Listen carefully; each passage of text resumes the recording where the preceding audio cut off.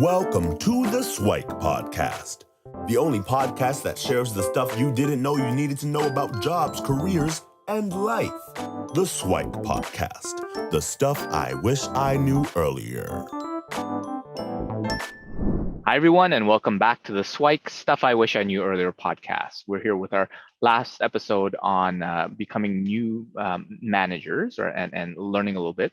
So we wanted to talk a little bit about setting yourself up for success in leadership. And some of the questions are like, well, how do you continue to challenge yourself? And part of it is to grow as a leader and to provide some of that growth to the folks around you as well. So maybe Carly, will start with you. How do you continue to challenge yourself in terms of your leadership and the experiences that you have around them?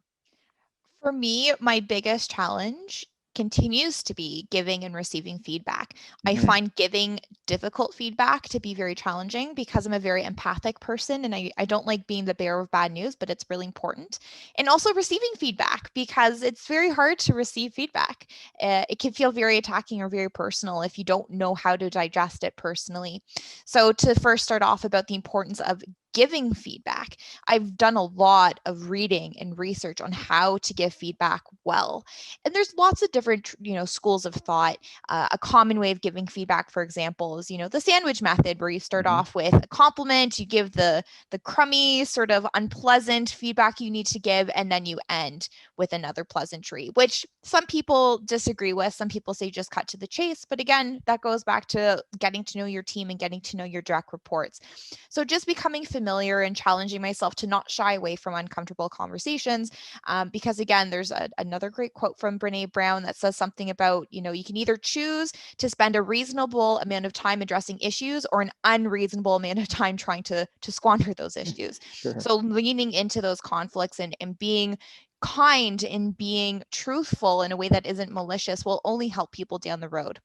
So I'm constantly trying to challenge myself to give that challenging feedback, but also remembering to give positive feedback. I think that when we think of the word feedback, we often default to, constructive criticism, but it's really important to give positive feedback as well.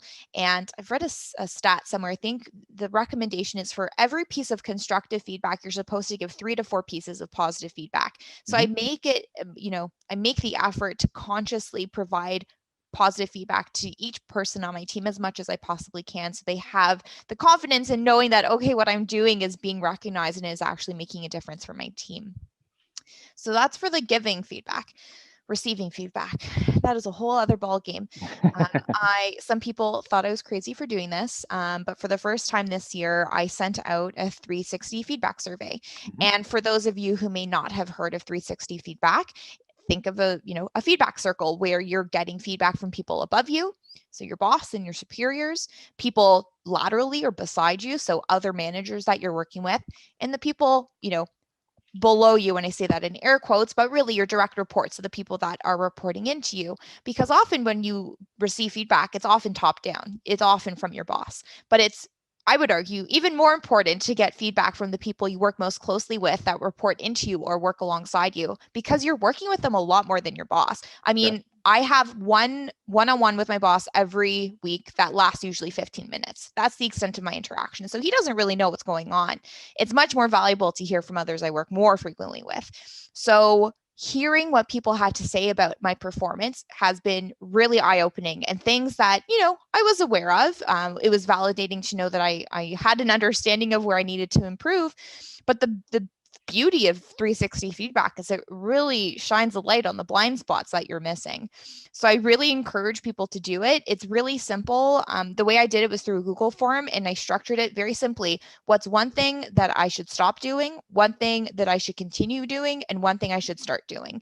And it just was a very vague open prompt. People can add as much or as little as they wanted. And it was a really valuable way to challenge myself to lean in to hearing some feedback that I shy away from. And it's been a huge growth opportunity. Yeah, I think that's a very simple yet effective framework, that the start, stop, and continue. And I think it's worthwhile that if you do get that feedback for yourself, then you can grow, right? So treat that as a learning opportunity for you to get better. And on the giving feedback, the things that spoke to me were, one is to that useful and that positive feedback is so important. So one concept is to become a praise prism, in the sense that praise is not a finite resource. Like you can keep on giving and giving and giving, and it's not like you only have one or two. You can constantly do that. So the more that you can give, the better. To your point of the kind of the 4-to-1 ratio. And one perspective is to provide brutal honesty, but delivered with kindness, right? So if you can do that, then that kind of puts a different take on your sandwich. Sometimes people call it like the open face sandwich, because you don't necessarily have to tag it on with something, but there's all sorts of ways. But yeah, it can be a skill, and the first time you do it is challenging, and it probably doesn't make you feel good, but you'll feel a lot better for having done that. So Bianca, what about yourself? How do you challenge yourself to grow in your leadership skills and development? So part of my leadership is that I also manage student staff. And something that I've really been realizing over the last year is the power of play in the workplace. Okay. And I always kind of knew loosely about this, but really managing the student staff has really reaffirmed to me how important play is in the workplace. I think work is so often seen as this thing that you just, you go to work, you get in, you do what you need to do, get the job done, and you're out of there. But bringing play, actually cultivating and fostering it in the workplace is so important. Mm-hmm. Play is about creativity. It's tapping into our ability to imagine without restraints. And in turn, this helps to increase productivity and engagement and morale, which is so important.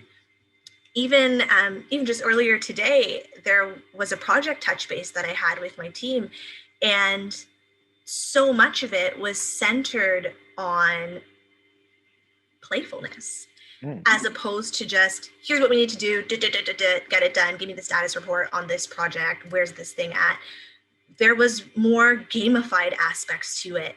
And in gamifying it, there was something that we were spending weeks on trying to figure out how to make it better. And by approaching it from this game lens, we actually have a new organizational structure that we're going to be showcasing in a couple weeks. And I really think that being able to foster the play in the workplace really allowed us to sort of strip off that veil of, oh, things have to be done in this certain way or look this certain way, and just allow you to imagine and reimagine the way that things could be when you're free of these restraints.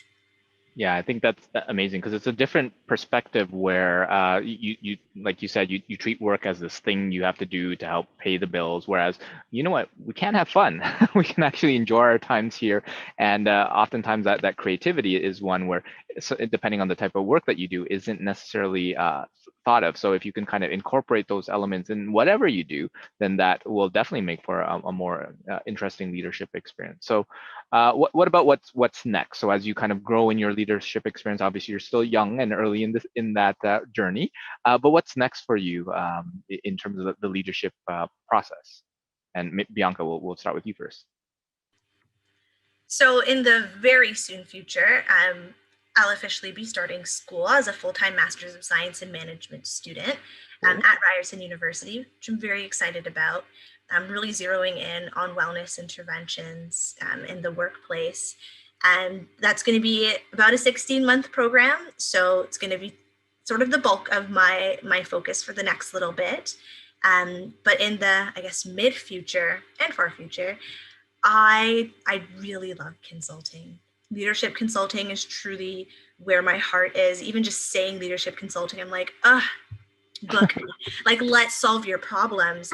I particularly love things like change management. So I'm transforming team culture, building team resilience especially in turbulent times, organizational prioritization, what that is and how to do it effectively. I really also love the realm of communication, particularly with appreciating multi-generational workforces. in many of the workforces that I've worked in, there's been 3-4 generations all working together. And it really is a blessing to be able to work in a truly multi-generational team. And I've learned so much about how to do that effectively. And I really, really love it. But my favorite thing is team culture, especially onboarding. Onboarding is kind of that thing that really is jazzing me up right now. I've already done some great presentations for some external organizations, and I have another one coming up next month. And because often onboarding, people think it's the same as orientation, but it's very different. Orientation is a part of onboarding, but in an earlier episode, I mentioned how important that first 90 days is when you're entering into a new role.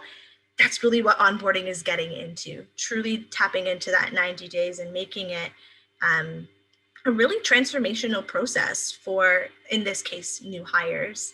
And so, yeah, that's me. School first, but leadership consulting is down the pipeline. Sounds good. And yeah, it speaks to the importance of that onboarding and starting out right. Because if you think about it, when things grow and you improve on it, you improve on the improvements and you get kind of that compound interest effect, right? But if things are challenging and difficult, well, you almost get that reverse compound interest where it gets that much harder to do that. So starting people out right in onboarding, and it's more than just the orientation training, to your point, is super important. So it'd be interesting to see what sort of consulting you can do with that, as well as the other areas that you spoke about. So Carly, what about for yourself? What's next for you? For me, that's still to be determined. I'm still quite happy in my current full-time job, but I definitely see opportunities ahead to continue to grow. I would love to stay in higher education for the foreseeable future, but I am definitely open to experiencing other avenues. I've never worked for the private sector, for example, and that has always interested me. Being a manager in a unionized environment is very, very different from the private sector, so I've been told, and I'd love to have the experience of managing even larger teams and managing managers. I currently manage one manager, Bianca, who's on the call with me, to call with us today. But I would love to experience managing more than just one manager. And similar to Bianca as well, because again, lots of similarities between us. I'm also looking to enter leadership consulting, still at the infancy stages of figuring out what that looks like. And Bianca and I have been in conversations on where we can collaborate because we have a lot of similarities in terms of what we want to focus on. But like Bianca mentioned, she is one of the most amazing onboarders I've ever seen in my professional career. And that's something that she really enjoys. For me, I'm very much interested in, helping teams work through toxic team cultures. I've unfortunately have had the experience working on numerous teams that had very toxic workplace cultures and trying to work through that. I think I can offer a lot of help experiencing it and overcoming that myself. Change management's another big one I'm interested in, like Bianca.